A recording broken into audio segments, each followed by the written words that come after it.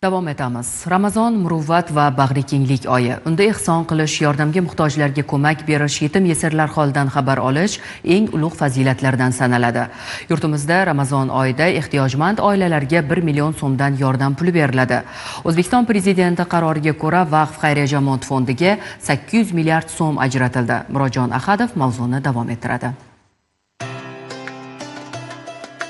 17 fevral kuni qabul qilingan prezident qaroriga muvofiq O'zbekistonda muborak Ramazon oyi munosabati bilan ehtiyojmand aholini davlat tomonidan qo'llab-quvvatlash bo'yicha qo'shimcha chora-tadbirlar joriy etildi. Mazkur qaror ijtimoiy siyosatning manzilli va tizimli mexanizmlarini yanada mustahkamlashga qaratilgani bilan ahamiyatlidir. Ushbu qarorga muvofiq 800 milliard so'm mablag'lar bevosita Vaqf xayriya jamoat fondiga ajratiladi va mana shu mablag'lar doirasida 1 million so'm miqdorida bir martalik moddiy yordam quyidagi oilalarga beriladi. Demak, bular qaysi oilalar? Bevosita bular ijtimoiy reyestrdagi davlat ta'minotidagi turgan 215 mingta oila. Bu toifalar odatda doimiy ijtimoiy himoyaga ehtiyoj sezadigan qatlam hisoblanadi va ularni qo'llab-quvvatlash davlat ijtimoiy siyosatining ustuvor yo'nalishlaridan biri hisoblanadi. Yana bir muhim jihat bu 500 ming so'm miqdoridagi bir martalik moddiy yordam esa ijtimoiy reyestrdagi kambag'al oila toifasidagi 421 mingta oilaga ko'zda tutilgan berilishi. Shu bilan birgalikda reyestrga kirmagan, biroq mahalla yettiligi tomonidan ehtiyojmand deb topilgan